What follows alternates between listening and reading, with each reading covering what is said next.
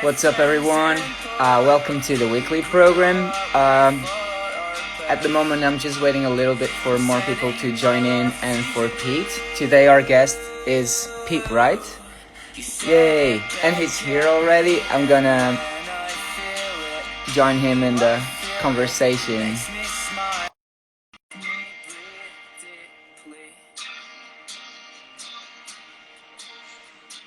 Yo! Hey! How's it going, man? How are you, brother? You good? I'm good, mate. This is fun. Oh I've never done yeah. this before. Can you hear me well and see me well? Yeah, it's not too bad, mate. Yeah, Cool, it's pretty cool. good. I'm Nah, pretty happy. perfect. Dude, how are you, man? How you been? I'm good, mate. Yeah, I mean, obviously, like ridiculously hot today, isn't it? But other than that, I think my face looks a bit red. I've just realised. But no, other than that, I'm great, man. Yeah, I had a good day today.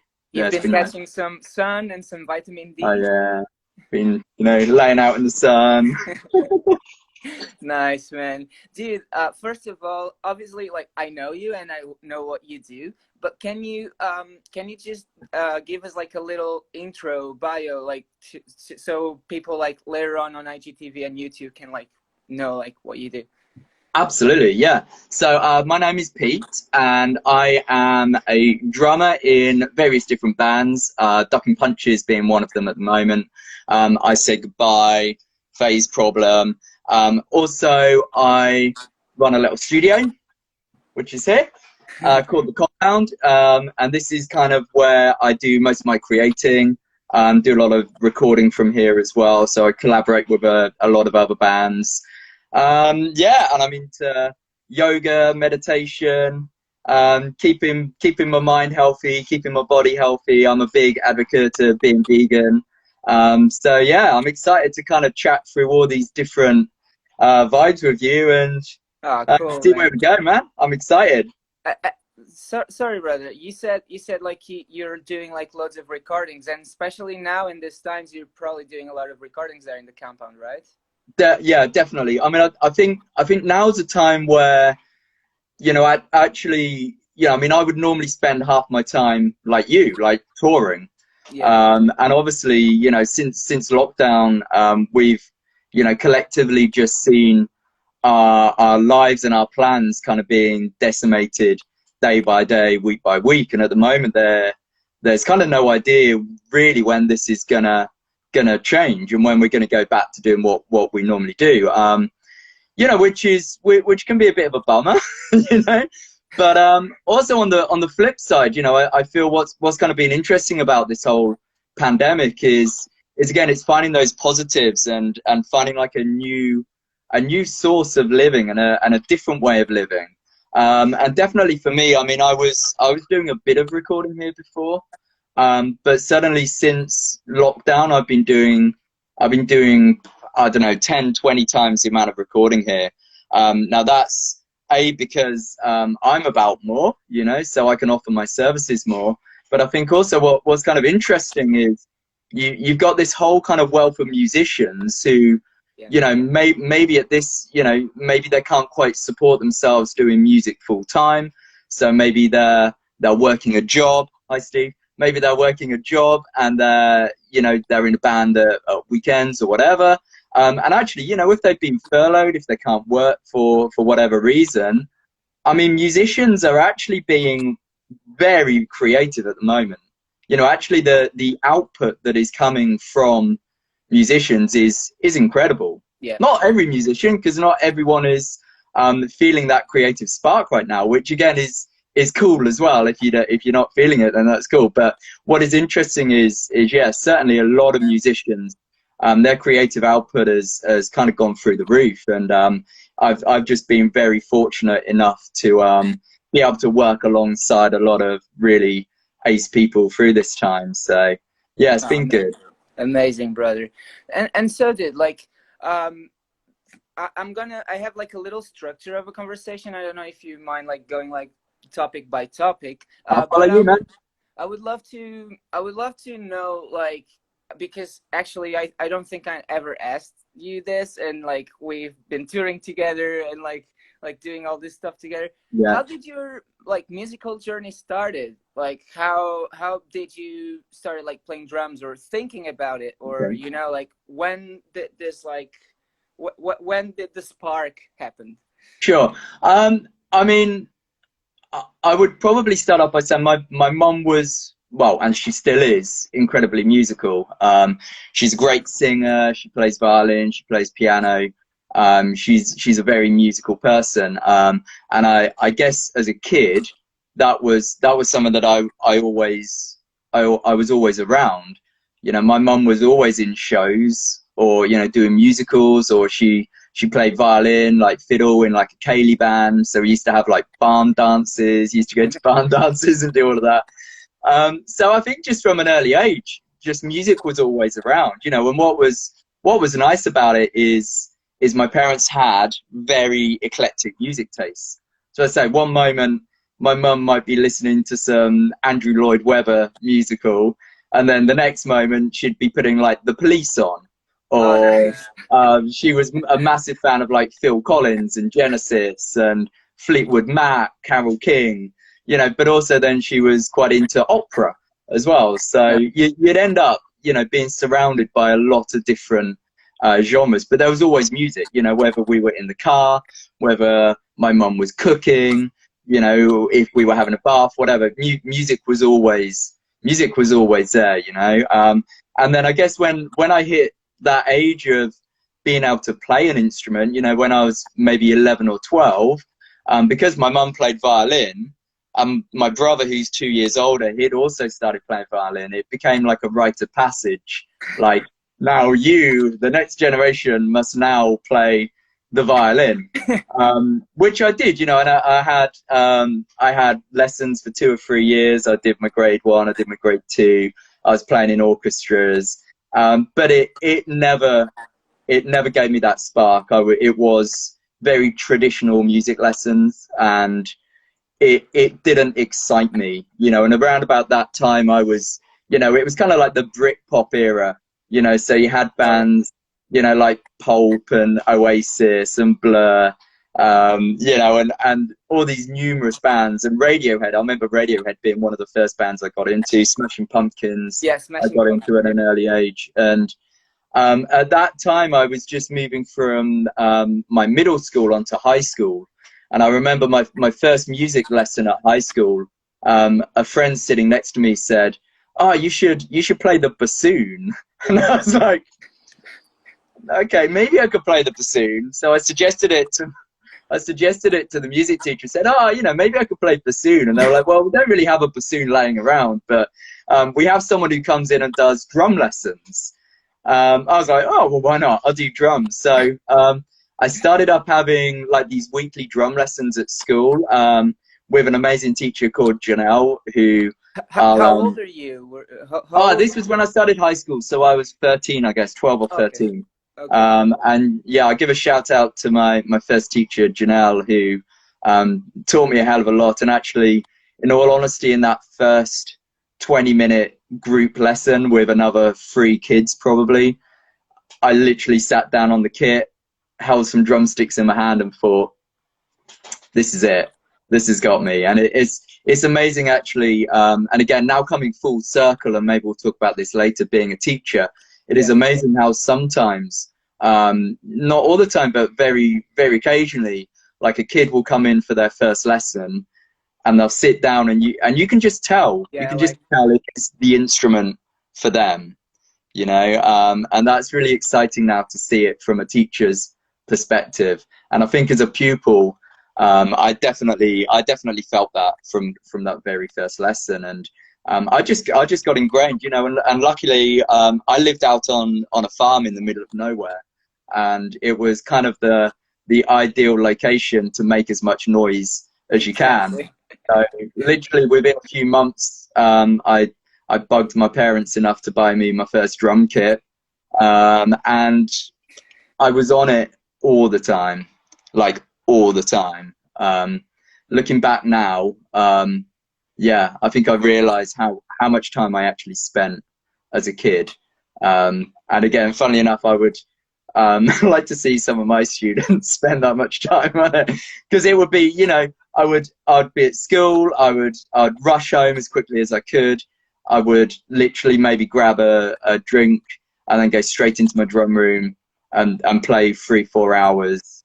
And it was like that day after day after day. On weekends, I would look out for, hi Lucy, I'd really be excited for the weekends, because it meant that I would have the whole 2 days solid that I could be on my kit. So yeah, that's kind of where it started off, really.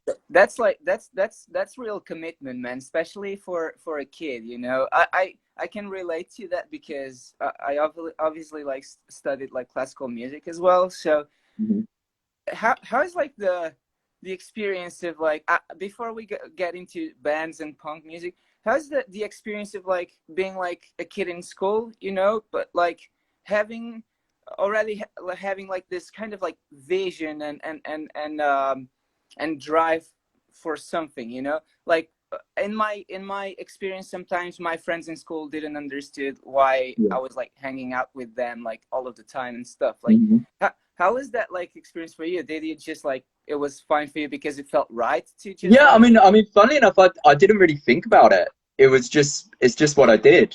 Yeah, That's what I wanted to do. There was never any thought of I must go practice, or I must do an hour practice or 2 hours practice, or I can't practice because I want to go see my friends. It was just, that's what I did. right. I got in from work and I wanted to practice, and it wasn't a chore. I just loved it. You know, there was no kind of preconceived ideas of I was like 12, 13 years old, you know. You got no ideas about being in a band or doing it as a job or anything. It was just a pure love of the instrument and the pure love of music. And I think it was just the age where, you know, it was like the love of the instrument at the same time of finding out the love of bands as well. And it became more than just became more than just you know, songs on the radio and hit songs or whatever. It became more than that. It became more about bands and albums and studying like previous albums and you know, so it became more than just songs on the radio, I guess. So it became a bit more of an obsession. Right. And did like what like how many years did it take like from actually starting drumming to like getting your first band, you know, like and how did you like got into like playing in bands and like how did that started? I mean, yeah, again, I guess this is where kind of another shout out to my drum teacher happens again, because what was happening is at the school she was giving drum lessons, but also she was doing like percussion workshops as well. So what would happen is once a week at a lunchtime, if you had drum lessons, you could go into the main music room, and they would set up all the percussion that they had, and you'd go on different percussion like congas, bongos, guairos, you know, whatever, you know, it would just be a whole wealth of different percussion instruments, and then you could just experiment. And really that happened within a couple of months of starting drum lessons. So and that was a very vital and important learning curve, because already from learning an instrument, I was already learning how to like relate and connect to other musicians,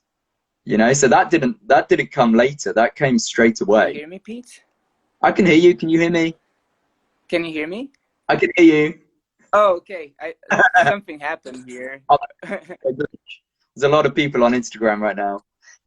But yeah, so it started with a percussion band, and within really of a few weeks of starting drum lessons, I was getting involved in them, and it was like a really good learning curve, learning an instrument at the same time as learning how to play with other people. Yeah, that was hugely important. And actually, as time went on, it went from just being a percussion band, suddenly, like, I know there was a bass player and a guitar player, and then there was some singers, and before long we were like a rock percussion band.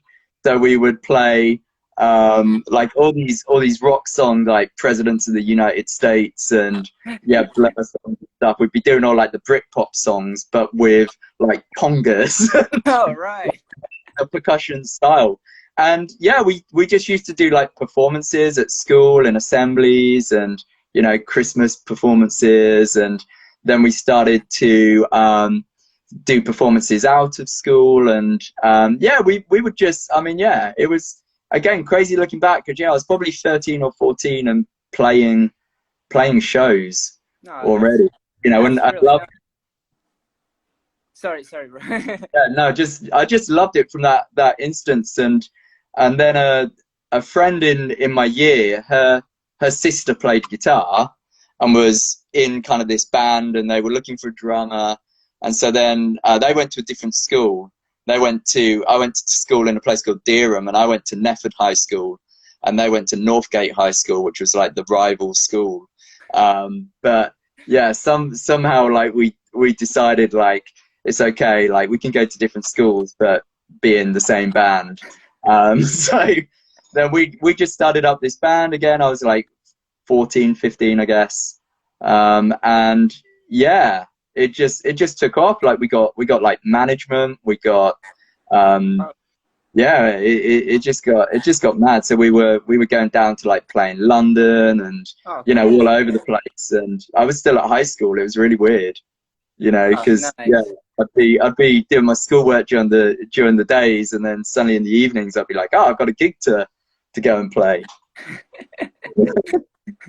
Dude, and like that was like when you were like probably like 15, something like that. Like Yeah. when did like the punk scene, or also I've heard like some like really crusty stuff that you released like a couple of years ago. Not a couple, way more than a couple. More than 2 years ago now. So like when did you discover like punk music, and what was like the feeling? Because then I guess that was like the style you probably like embraced more like throughout the years. Correct me if I'm wrong. My yoga teacher's just joined. Yeah. I got yoga straight after this at 6 o'clock. So I'm gonna be doing some talking and doing some stretching and limbering up at the same time. So yeah, I mean, this is going back to that band that I was talking about with my friends. I remember being given a mixtape from the guitarist, and on one side it was Dookie by Green Day, and on the other side was Rancid, Out Come the Wolves.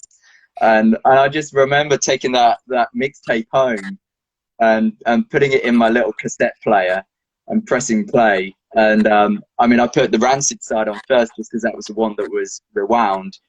And yeah, Maxwell Murder came on, and it was like, whoa, this is like twice as quick as anything else I've ever listened to. And then the bass solo comes in, and you're like, wow. And Rancid, really, you know, probably hearing Out Come the Wolves, like probably most people kind of my age, my generation, and even younger, you know, Rancid was that big turning point. I mean, I've still got the PUNX, and you know, like the Lars Friedrichsen tattoos, you know. So yeah, that was a big turning point, definitely. Rancid and Green Day.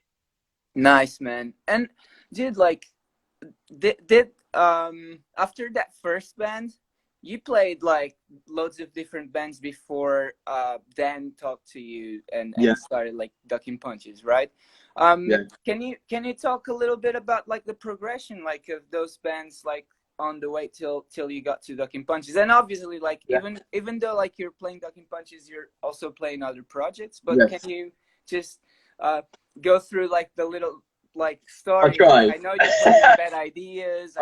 This would probably take 3 or 4 days to go through them all. All right. You know, drummers are always like sort of but I mean, I guess so when I was 17, I went to college. I went to music college, and then I moved to London for a little bit.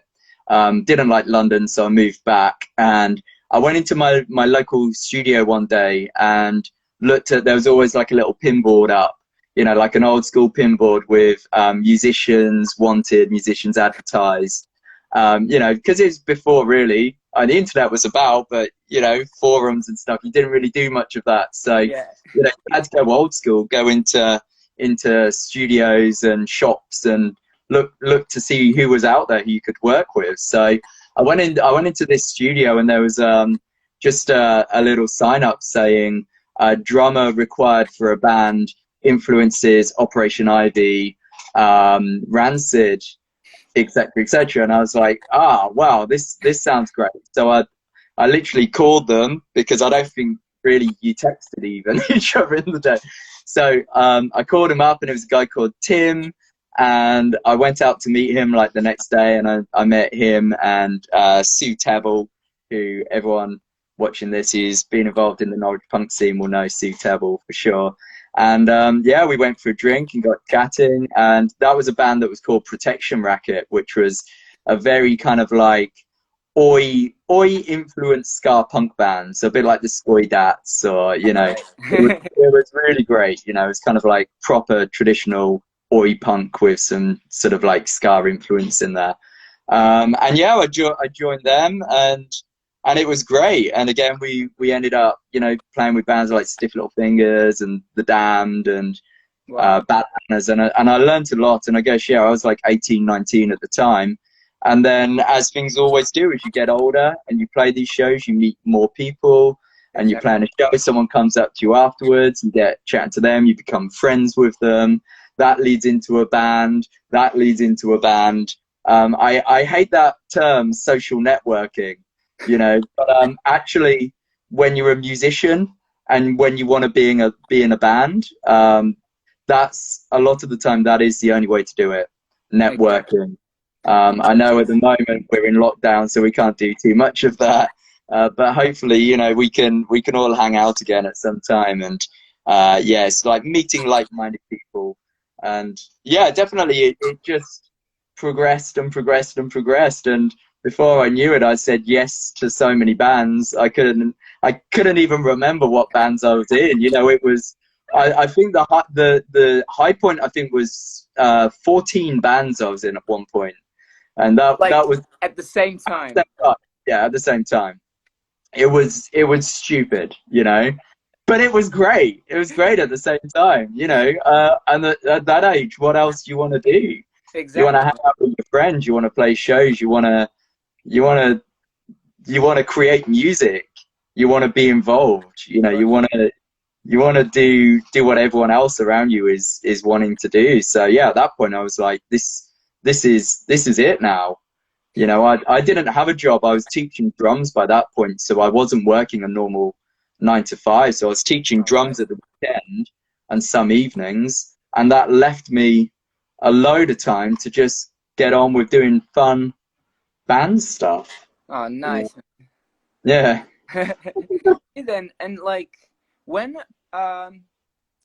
did like Ducking Punches appear, and what was what was like the feeling of like what was like the feeling of like having a band that had the progression that Ducking Punches had, you know, like before I joined, I was like a fan of the band, and I watched like you guys playing Reading Festival, like all these like big stages. Like, what was that experience of like basically you were like a punk kid, like playing like with different bands, all that mattered was the love for music and your passion.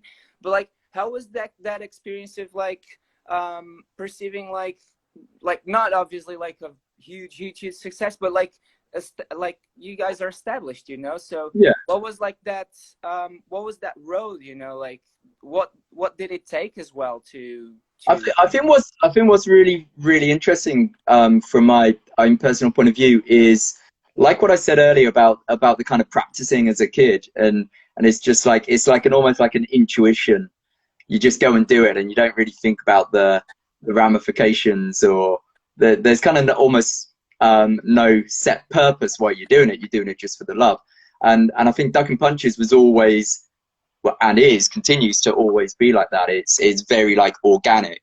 Yeah, it's never been forced. We've never set out to do anything, you know. And from day one, I mean, how I first met Dan, a good friend of ours called Rich Halls, who lived in Norwich at the time. He used to, you know, sometimes put on house shows, and it was in the summer, and it was like an acoustic show. We used to do these like acoustic punk rock house crawls and stuff, and we went to Richard's house, and at the time I was playing in a band called This Business Is Closed, and we were doing like an acoustic kind of set, and we turned up, we played, and that was great. And then I think afterwards, after us, or maybe two after us, this skinny little young guy with like this fringe, you know, and black nail polish and stuff, you know, just this little spotty little kid got up with this huge acoustic guitar, and this lovely nerdy violin player, and they started playing, and it was like, whoa, who are these guys? Like, this is incredible. And watched him play, and went up to them afterwards and introduced myself, and he was like, oh yeah, I'm Dan, I'm from like Stamford, Peterborough way. I've just moved to Norwich. Yeah, I don't really know anyone here, but yeah, my band's called Ducking Punches. It's just like a solo thing at the moment. And I was like, man, let's keep in contact. Like, I really like your stuff. And then really it moved on to the first couple of EPs, where then Dan was just like, I wanted to still keep it acoustic, but I just want some simple percussion laid over the top. So we recorded that at my dad's house, and that was the first couple of EPs.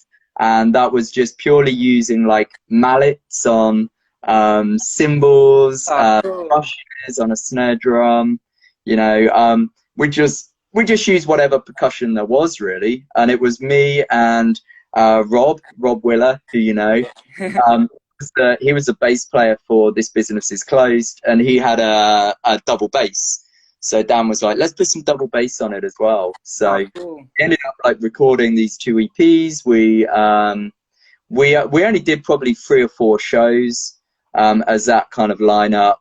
We did like a weekender with River Jumpers, which was really cool. So again, we sort of started to make all these different connections, and yeah. And then I guess from that point, me and Dan then started doing like another like more full band, which was called Broken Window Effect, which was more kind of our love of bands like Sam I Am, you know, and that kind of melodic kind of, yet slight gruff punk. Hi, Melly. And yeah, we started doing this band called Broken Window Effect, and yeah, we did that for 3 or 4 years, I guess, maybe, and again did some really cool shows. But at the same time, kind of Ducking Punches was running alongside that.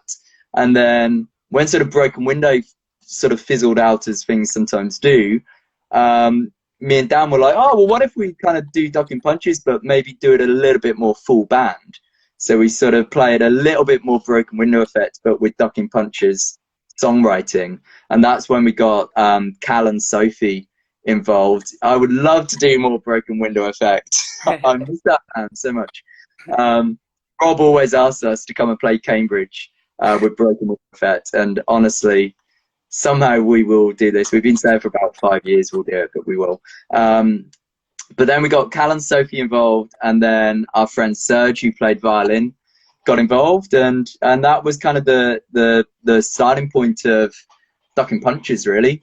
And then that's recording like the lineup I remember, you know, like that's like the lineup that always like comes to my mind when like Ducking Punches. I see that like picture, you know, of you guys, you know. And I think again for us that was, I mean, it's always been a special time doing Ducking Punches, but again you know you look back and you go, that was really exciting, because that was our first time doing like a full band album. That was our first time doing a music video. That was our first time going on tour. That was our first time writing songs as a full band. You know, so as awesome as all the other memories are, which are equally awesome, yeah, there's certain ones from those early days that definitely will always be there for sure. Fuck yeah, man. Yeah, I guess going back to your original question, I've kind of gone the long way round, but going back to your original question, it was always a very organic rise. You know, we never set out to do anything, and playing things like Reading and Leeds and all the others, 2000 Trees and Download, Punk Rock Holiday, whatever. It's just always been natural. Yeah. We're asked to do it. Yeah, we'll do that. You know? Yeah, that is my experience, like with Ducking Punches, that like we're like pretty much DIY. We sort ourselves out and do like pretty much everything by ourselves, and people just actually like believe in the band and keep like pushing and booking the band. That's like something that was really cool about, like, yeah, like perceiving like from the inside how like this works, you know. And it's cool, like you say it like really well, like it's organic, and it is, like it is Yeah. But another thing, man, like, because we're already like half hour in the conversation, like what lessons, man, do you take from all these years? Because like then with Ducking Punches and the other bands, you started touring more, you started doing like loads of things.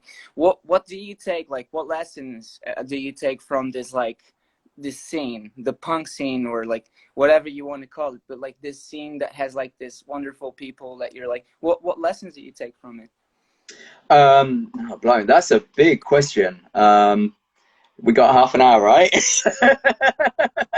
I'm gonna try and take breath in half an hour. I mean, so many lessons. I think again, I was of that age where it hit me at the right time. You know, I felt like I needed a bit of a purpose, and I needed like a little scene to be a part of. And I think that's probably where a lot of us feel, you know, as outcasts or different, or you know, geeky or whatever. I think a lot of us have grown up with that feeling of disconnect from main society. Yeah. And I certainly did. As I got older and older, I realized what society is telling me, what I should be striving for, and what is going to make me happy.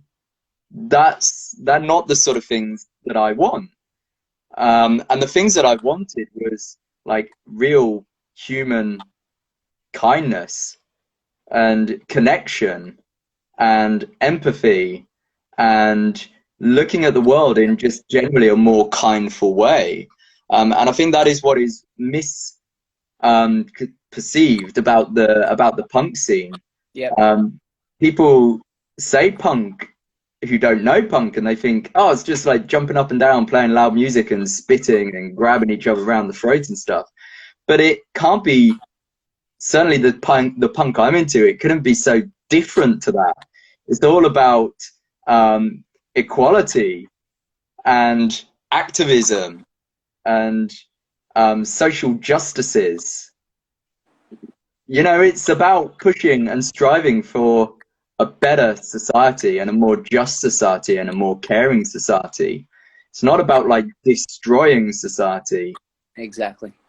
No, I totally get you, man, and I feel the same. And it's so good to see your perspective on how like what lessons punk like actually taught you, because probably if today you're vegan was because of that scene, you know. Absolutely. Like a lot of, even like doing yoga or even meditating or all this kind of stuff, like it comes natural with like a scene of open-minded people, you know. Like that's Yes. why I think is like super important. Like it was for me, and it was for you, and still is, you know, like this community, this scene, you know. I mean, I feel in some way like this is our way to celebrate life, you know. Yeah. Punk is just a way for us to express ourselves, and what a way as well, right? Absolutely. And what's brilliant about it is you can do that in so many different ways. You know, we've all done it in so many different ways. You know, you can go watch some hardcore band and drink 3 or 4 pints and do circle pits and mosh about, and you can do that, or you can drink a cup of tea and sit down on your meditation cushion and meditate for half an hour. You can get in your garden. You can grow vegetables. You can do all of these very different things, and they still have that same little ethos of Yeah, punk. And what exactly. I liked about it, and this isn't always the case, but what I really liked about our scene is you could be any one of those things, and there was like very little judgment. You'd sometimes get the judgment, but on the whole, there was no judgment. Yeah. You were all there for the same thing, to have a Dude, good time, but also to discuss some very important pressing issues, you know. So it was that marring of like the serious side and the fun side, and you get this nice kind of meeting in the middle. ah, cool, brother. Cool. Really, really nice perspective, brother. This is really nice. Man, another thing, like going to another subject. You teach drums, and you teach drums for like quite a while now, right? Like when did you 15. I start? started teaching when I was 15. Oh, right, all right, cool. Yeah. Like so like what's the sensation like, and why did you wanted to like pass the knowledge on like by being a teacher, like Hmm. because there like there's lots of musicians and some people don't teach music, you know, but Yeah. I feel because my father was like a little bit the same. There's like something behind like the you know, like the want to be Yes. a And teacher. I don't buy that very stuffy old school vibe of if you're a good musician you don't teach, and only the musicians who don't make it are the ones who teach. I don't buy into that at all. I Yeah, think that's a load of rubbish, you know, because um, there's very sometimes that stigma of, you know, if you're teaching, you're only teaching because you're not a good enough musician or you haven't quite made it, and that teaching is almost like, you know, a second tier, you know, thing after playing shows, and that is absolute rubbish. You know, the way I view it is you can and you should do both, you know, if you want to, if you're good exactly. enough. There's absolutely no reason why if you are touring full time, I mean, and let's be honest, by full time, you know, I don't mean every day of the week, but most people who are teaching what we would class full time, you still have that time in between tours where you can get lessons in. I mean, there's touring musicians who teach while on the road. You know, they do Yeah. Skype lessons from the tour bus or from their dressing room. You know, Wow. it can be done, you know. I mean, I've not necessarily taught lessons while on tour, but I've certainly been sending material to students and guiding students through what they need to be doing Yeah, while I'm on. I've been watching, man. Like you had like a different approach in this time, right? And you started as well this like online, like this Mhm. videos and online lessons. Yeah. Like what is like the feedback that you're having from those videos, and like what and also like is it a different experience for you doing this kind of like approach when you're talking to a camera? Like how different it is? Yeah, I mean, it's odd. I mean, I think the first time I did it, I felt really weird about it, and it felt really unnatural. Just like you say, having a camera and just talking to it felt really unnatural. But then, yeah, I just came to realize that actually, if I talk to the camera and I watch it back and I don't like it, I press delete. And Like I delete. haven't lost anything. And the only way you're going to get better at doing it is by doing it and redoing it and doing it and doing it. And it was just something that I wanted to do. I mean, mainly the decision to do it was for my actual students that I teach. I mean, most of them, you know, luckily they've managed and wanted to continue doing lessons online. So I'm using Zoom to do these lessons, which have been absolutely brilliant. It's been like a really good learning curve for everyone. Again, it's positives come out of these negative situations. No, obviously. And yeah, these videos, you know, the idea was just to be able to give more content to my students between lessons. And like some of my students, they live They live right out in the countryside, so they can't even make video calls, that their internet service is so bad. A couple don't have drum kits at home. All right. You know, a couple are self-employed and they're not earning any money, so they can't do lessons. So there's been lots of reasons why certain people can't do these online lessons at the moment. So I thought, well, if I do some video, then at least I can be sending some content out and giving them hopefully something to kind of keep them going through this time. A lot of kids I teach, especially, you know, they've had to come out of school, they've had to come out of college. You know, it's been incredibly disappointing for people who have been working towards exams. Oh yeah. You know, I mean, whereas people should be, yes, studying and gearing up for stuff, they're literally confined to their homes. So, you know, it was more about giving those guys and girls content to begin with.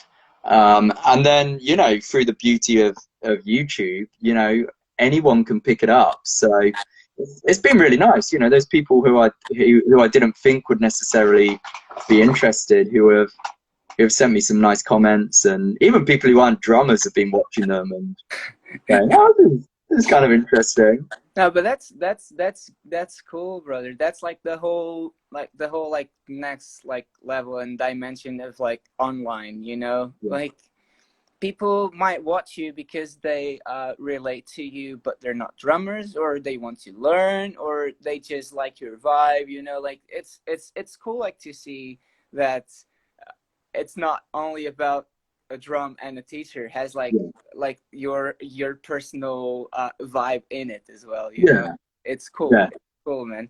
I'll have to go to the next I thought you were gonna say I need to go to the bathroom. Oh, not right now. I thought you were like gonna off and like leave me here on my own.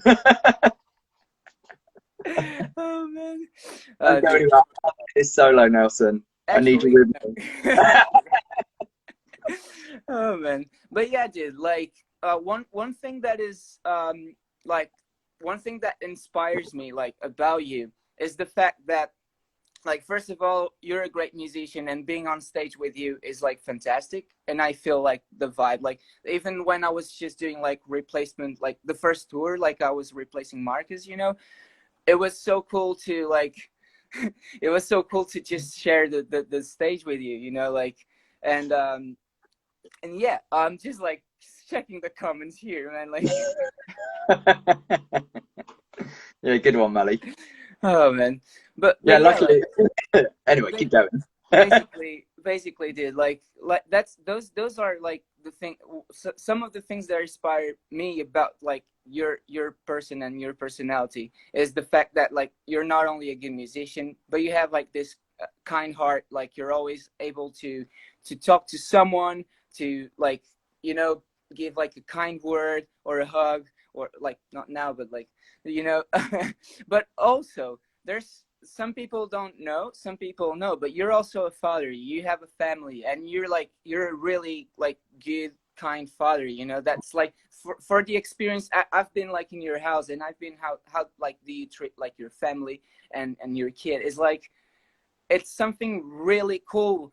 And sometimes like how hard is to manage that like tour life with having like a kid and a family and teaching, like how is that possible, man? Like you are like a champion on this, you know, like lists and organization and like time scheduling and all this kind of stuff. Can you explain us a little bit more about what I mean, yeah, it's incredibly lovely words for you to say, first of all, Nelson. That means a lot coming from someone who you know how much you mean to me and how much you've taught me over the years as well. So that's a really kind thing to say. But I mean, in terms of organization, I mean, that I don't know whether it's kind of an OCD thing that I've had my entire life. I remember being a teenager and even then being quite a stickler for where my shoes were, where my clothes went, making sure my bed was always made.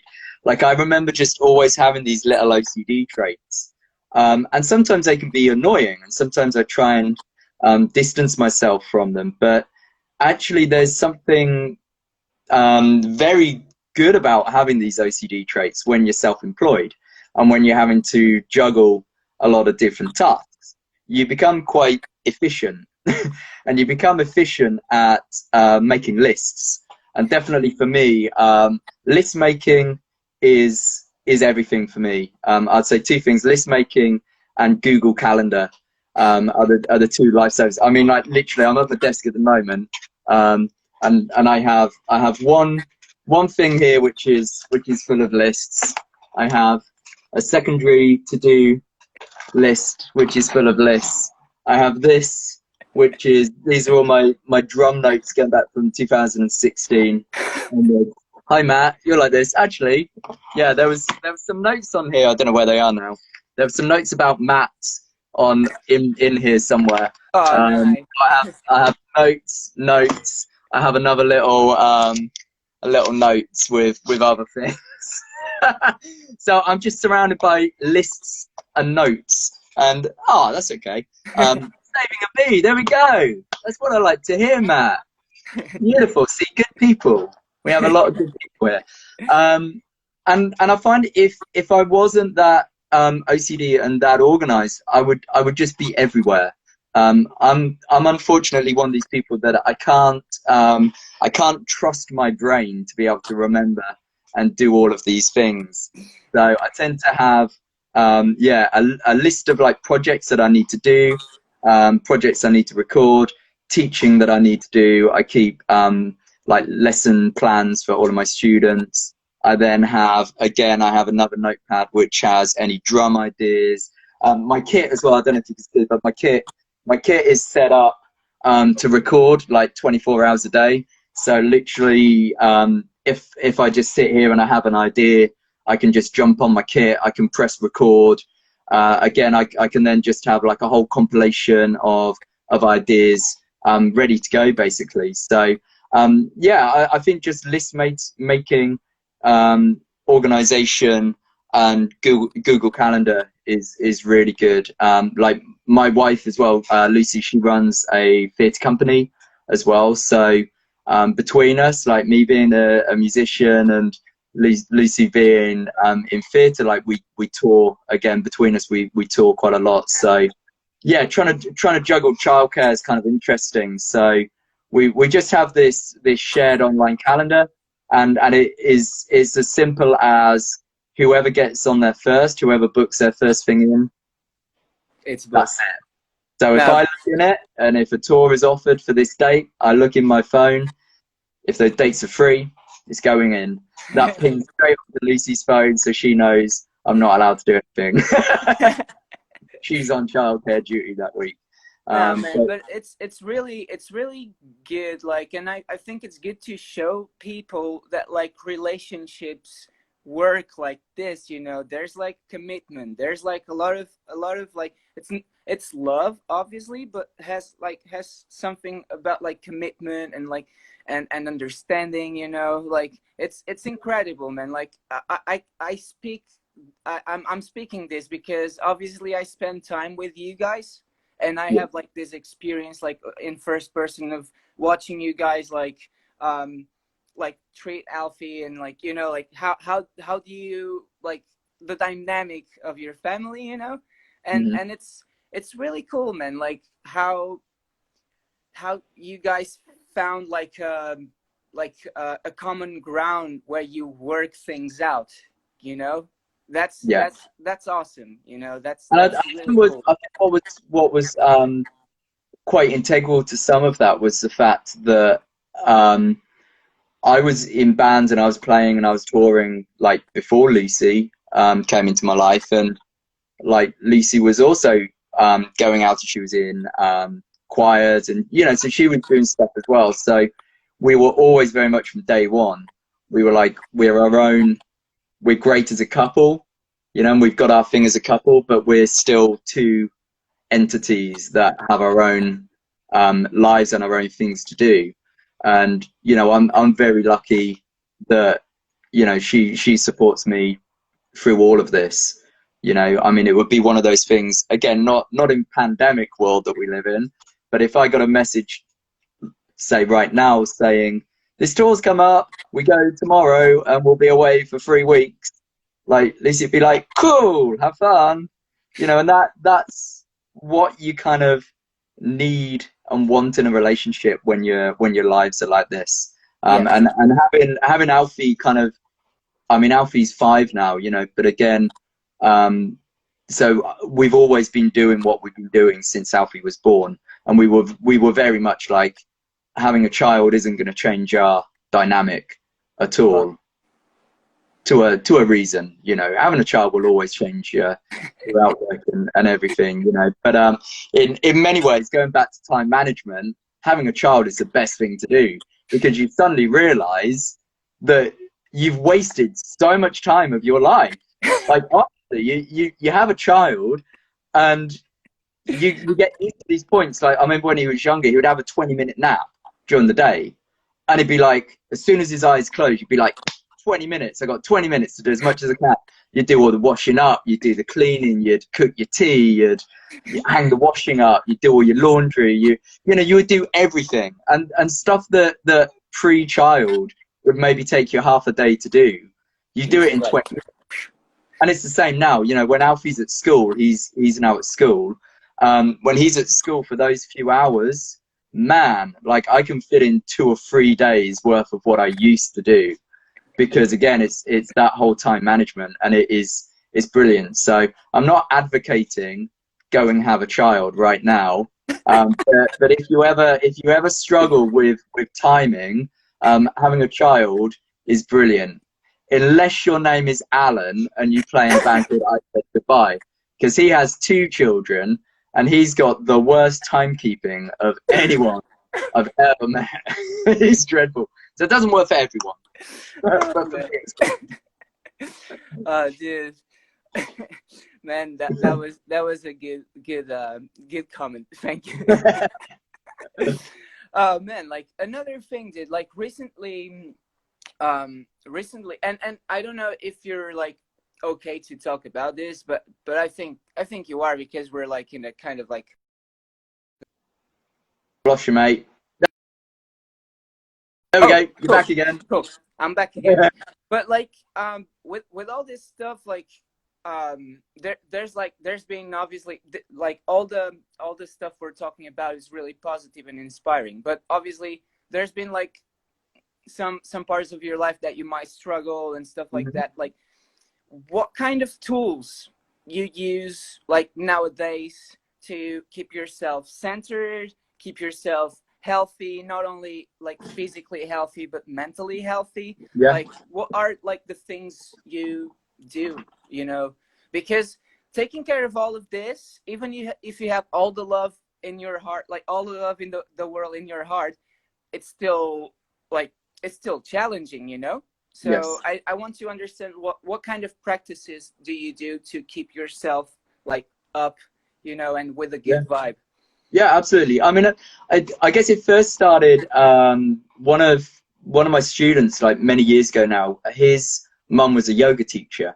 And at the time I was going through, again, I won't get into the whole story, but I had growth hormone deficiency as a kid.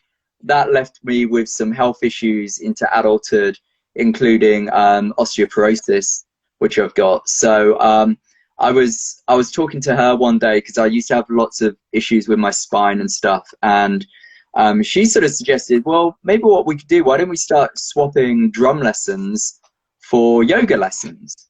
And I was like, oh, that sounds cool. Didn't really have any ideas other than this might be good for me, for my body, you know, good for my bones and my spine. And you know, as I was starting to get older, I was thinking, you know, this could be a good little thing to get into. So yeah, I started swapping drum lessons for yoga lessons, and I just found, again, much like when I first started playing the drums, that first time on a yoga mat was just so powerful, and it changed so many preconceptions that I had in my head. And I think what a lot of it was just that quietening it down, you know. Whereas again, that my OCD anxious tendencies, which are like, list, do this, which makes me productive, also leads me to suffering from anxiety, like a lot. Whereas yoga was then kind of like the way out of that. It was a way out of just going, right, brain, just stop for a moment. Let's just spend time centering and getting my thoughts, you know, obviously not suppressed, but quieten them down. And what started off as a very kind of a physical thing, then soon turned into this, well, it's great for my body, but it's even better for my head and for my brain. And then from that point, that's when I then started to research about like meditation more.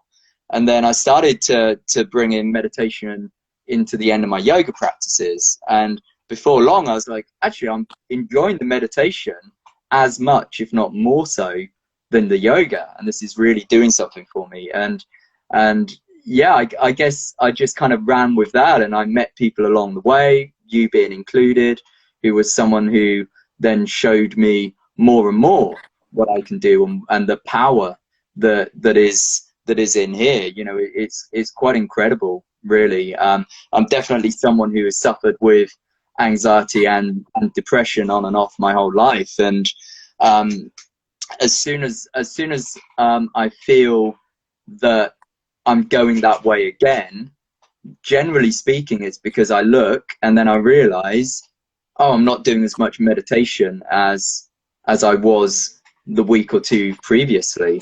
And again, at this time in this pandemic, like, now I would really recommend to like a lot of people to try this out, because it's something that I've always thought was like hippies and, you know, you like peace out, all of this, but actually there's like a real punk rock vibe to this.